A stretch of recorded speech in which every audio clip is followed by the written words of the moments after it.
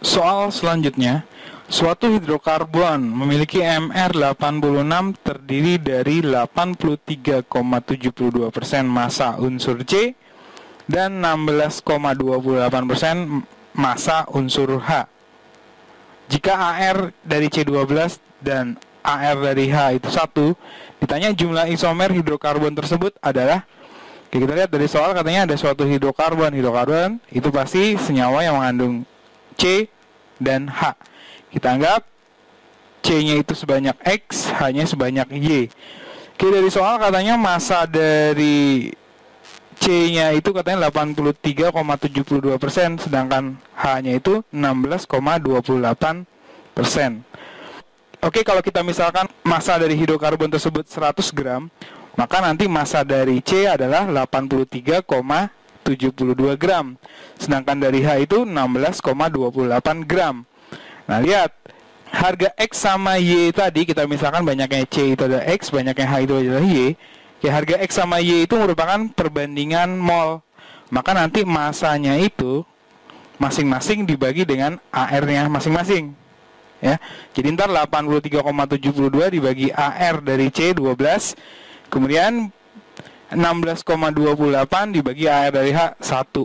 Maka kalau kita perbandingkan, harganya itu adalah 3:7. Jadi harga X banding Y itu adalah 3:7. Nah, 3:7 ini merupakan perbandingan paling sederhana. Artinya apa? Artinya nanti rumus empiris dari senyawa hidrokarbon tersebut adalah C3H7.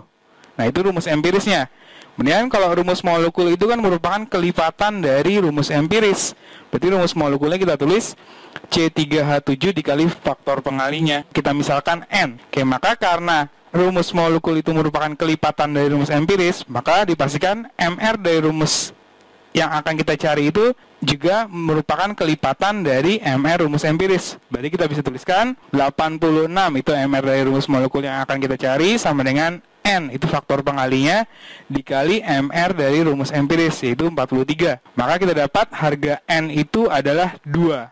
Berarti nanti faktor pengalinya 2. Maka rumus molekulnya itu adalah C6H14, gitu ya. Oke, C6H14 ini merupakan suatu senyawa alkana dengan 6 atom C. Jadi kalau kita susun alkana dengan 6 atom C akan membentuk beberapa isomer.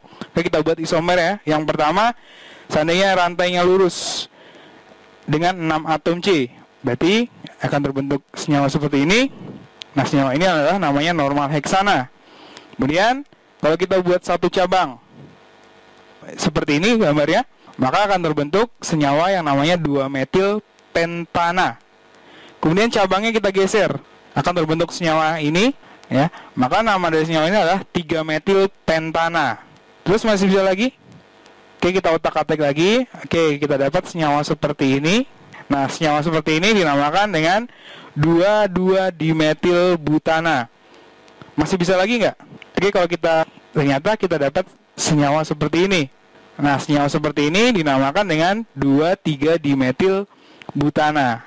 Nah, kita dapat C6H14 itu ternyata punya 5 isomer. Ya, di mana antara lain adalah normal heksana, kemudian 2-metil pentana, terus 3-metil pentana, lalu 2,2 dimetil butana, dan terakhir adalah 2,3 dimetil butana. Berarti punya 5 isomer. Maka jawaban yang tepat adalah yang C.